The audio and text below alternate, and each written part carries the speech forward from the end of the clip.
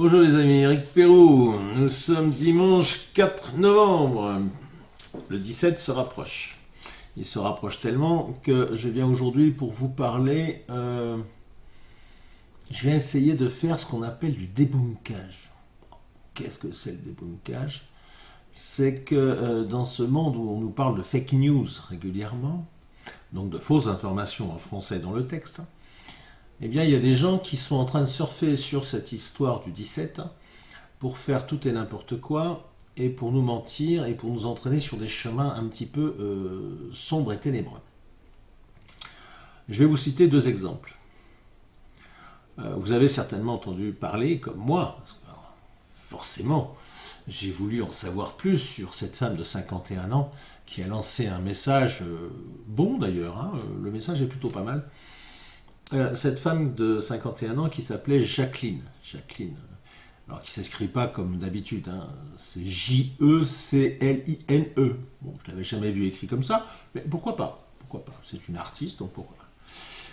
Et donc cette fameuse vidéo dont même la presse s'est fait l'écho quand même, hein. Donc c'est quelque chose d'important, c'est un mouvement important, cette vidéo qui aurait fait plus de 5 millions de vues. Alors moi, vous savez, il y a ce que j'entends et puis après, il y a ce que je vérifie. Et bien, je vais vous passer un certain nombre de documents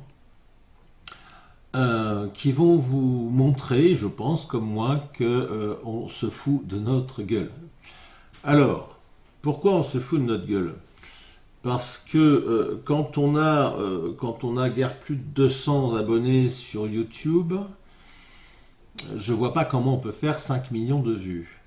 Lorsque on va chercher son Facebook, il y a guère plus de vues. Alors si elle est montée quand même, alors, attendez voir, je vais regarder un petit peu. Ah ben non, je peux pas là à l'instant, mais elle a dû faire 17 000 vues ou quelque chose comme ça, ce qui est bien, hein, ce qui est franchement bien. Enfin, 17 000 vues, si vous voulez, avec quelques partages, ça fait pas 5 millions. Alors, deux solutions. Soit cette dame, éventuellement je m'adresse à elle si elle m'écoute, vous avez compris le truc, quoi. Vous avez compris comment on fait le buzz sur la toile. Buzz qui s'avère finalement pas terrible, hein, parce que même j'ai écouté votre chanson qui se veut être le nouvel hymne pour la France. C'est gentil, mais c'est un peu bisounours, hein, donc non, ça marchera pas, ça, madame. Euh, mais là, vous risquez, en essayant de vous faire connaître, ce qui peut être tout à fait louable, vous risquez de mettre un petit peu la zizanie dans ce mouvement parce que les gens ne comprennent plus. Alors, soit c'est juste pour faire le buzz, soit derrière, vous avez des gens qui vous manipulent. Je ne sais pas. Moi, personnellement, je n'ai pas la solution, mais je tiens à expliquer aux gens qui me suivent, méfiez-vous des informations, et lorsque vous voyez des choses comme ça, vérifiez, vérifiez, vérifiez. Moi, je vous amène des preuves, hein, c'est clair, c'est net, c'est précis, comme dirait l'autre, et à qui je pense. Voilà. Alors, il y a déjà ça. Et puis, ce matin, on m'envoie une lettre que Monsieur le Président de la République, Emmanuel Macron, aurait envoyée au procureur de la République de Paris, lui demandant d'être très répressif sur cette manifestation du 17 novembre qui va amener des troubles à l'ordre public et qui lui dit qu'il pourrait faire usage de la force pour contrer ce mouvement. Alors, ce qui est assez intéressant, c'est que j'avais mal lu au départ la lettre, j'avais cru comprendre la tournure de ce courrier, et puis j'avais pas lu la dernière phrase. Alors, la dernière phrase, c'est extraordinaire parce que, de mémoire, je vous dis ça de mémoire, c'était qu'il fallait empêcher l'extrême droite. Je ne sais plus s'il dit fasciste, mais peu importe. Il fallait la cantonner dans les campagnes.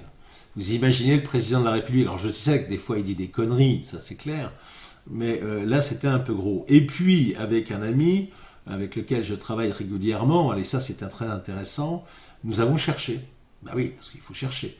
Alors déjà nous avons trouvé un certain nombre de fautes d'orthographe dans ce courrier qui laissent difficilement présager qu'il n'y ait pas eu un correcteur derrière qui ait vérifié. Mais là vous avez des fautes d'orthographe qui sont assez dramatiques, premièrement. D'autre part, alors ça assez intéressant, alors celui qui a fait ce courrier, je ne sais pas qui vous êtes, je pense que vous prenez un gros risque, parce que là, c'est quand même faux en écriture, fausse signature. Alors pourquoi fausse signature? Vous allez voir, je vais vous mettre en parallèle, donc je pense en même temps que je vous parle, je vous présente ces dossiers-là, la vraie signature de Emmanuel Macron, qui vous allez voir est une signature un peu qui se termine un peu en arrondi. Ça surligne, c'est pas droit, c'est en arrondi, etc. Et donc j'ai cherché à comparer cette signature qui se trouve sur ce courrier et la signature d'Emmanuel Macron. Et puis, je ne sais pas où Wikipédia a trouvé la signature type de M. Macron, mais comme par hasard, elle est en tout point, exactement la même que sur ce courrier. Donc ça veut dire quoi? Ça veut dire que celui qui a fait ce courrier, qui est un faux, manifestement un faux, le président nous dira peut-être tout à l'heure que je me suis trompé, on verra, mais voilà, il a fait un copier-coller, si vous voulez. Moi, je peux vous en faire plein d'être comme ça. Hein. Je prends un copier-coller de la signature que j'ai trouvée sur Wikipédia, je vous la mets en bas d'un courrier. En plus, ce papier utilisé un peu jaune me paraît bizarre. Il me semble que la présidence de la République utilise plutôt du papier blanc. Enfin voilà, donc entre les fautes, la fausse signature, la présentation, les salutations au procureur de la République à la fin, qui ne sont absolument pas les formules de politesse utilisées dans ce genre de diplomatie, je dirais. Voilà. Voilà. Donc, alors, pourquoi je vous explique ça? C'est qu'on est manipulé. Voilà, on est manipulé. Alors, je ne veux pas dire que le 17 soit manipulé. Attention, je pense qu'on part sur quelque chose d'assez spontané et qui finalement répond aux attentes des Français. Ça, c'est très très bien. Par contre, il y a des gens qui essayent de s'immiscer dans cette histoire-là. Il y a ceux qui, dans leurs commentaires, vous en aurez vu peut-être quelques-uns sous mes vidéos, parce que moi je les laisse, hein, quand c'est pas insultant, je les laisse. Ces gens qui sont là pour nous casser le moral. Voilà. Soit ce sont des gens qui dans leur vie sont très pessimistes, donc ils n'ont pas dû faire des carrières extraordinaires, ces gens-là. On sent le manque d'ambition, vous voyez, derrière. Ou alors c'est des gens qui sont payés pour le faire. Bah oui, bon, on sait malheureusement que certains alerteurs sont payés. Euh, alors, ils sont payés ou pas d'ailleurs, parce que dans la première catégorie, je citerai pas son nom, mais j'ai un alerteur en tête, si vous voulez, qui est d'origine communiste, qui sur toutes ses vidéos pleure sur la situation des Français, qui dit qu'on ne fait jamais rien, etc. Et qui là dit qu'il faut surtout pas y aller parce que ça va être un charnier. J'ai envie de lui dire, mais tais-toi donc, quoi. Voilà, comme disait l'autre, mais tais-toi donc. Voilà. Ou alors arrête de pleurer. Voilà, si tu admets qu'il faut continuer dans ce sens-là et surtout ne pas essayer de bouger, tu vois, voilà. Tu vois, tu fais souvent référence à la guerre d'Espagne. Ben, la guerre d'Espagne, ils ont tenté le coup. Bon, ils n'ont pas le bord que tu défends n'a pas réussi, mais ils ont au moins tenté le coup. Tu vois, ils ont eu des couilles. Excusez-moi de vous le dire, mais ils ont eu des couilles. Bon. Enfin voilà, donc attendez-vous, ne gobez pas. Voilà, c'est surtout ça le message. Ne gobez pas tout ce qu'on vous dit. Hein. Vous l'avez vu aussi, ce fake news qui était le fait que les gendarmes allaient vous mettre une amende de 150 ou 250 euros et vous confisquer les gilets jaunes. C'est pas mal ça. Gilet jaune qui est obligatoire dans un véhicule, il allait vous le confisquer. Non mais ça c'était n'importe quoi. Heureusement, il y a quand même des youtubeurs et autres qui ont prouvé que c'était l'inverse, que c'était des gendarmes qui distribuaient des gilets. Donc c'est encore autre chose. Donc voilà, il ne faut pas vous démobiliser, ça ne sera pas la guerre. Ça sera la guerre si Macron décide que c'est la guerre. Voilà. Il ne faut pas que cette guerre soit déclenchée par nous. Il faut que ce soit l'État qui décide. Et l'État qui sera relayé par des forces de l'ordre.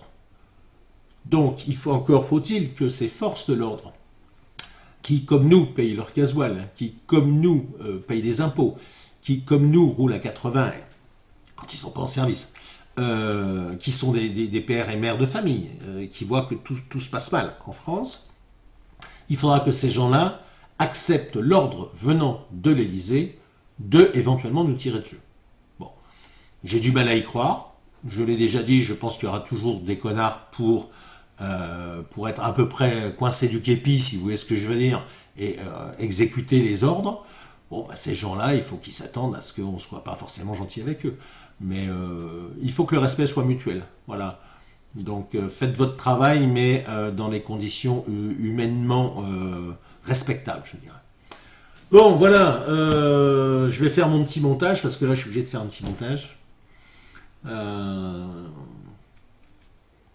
continuons. Je suis là, je surveille, vous inquiétez pas, je surveille. Allez, ben écoutez, je vous souhaite de passer un excellent dimanche. Et puis, force et honneur, comme disent certains, avec plaisir. Gardons la foi, et on peut y arriver. On peut y arriver, croyez-le. Allez, je vous embrasse, je vous aime, évidemment.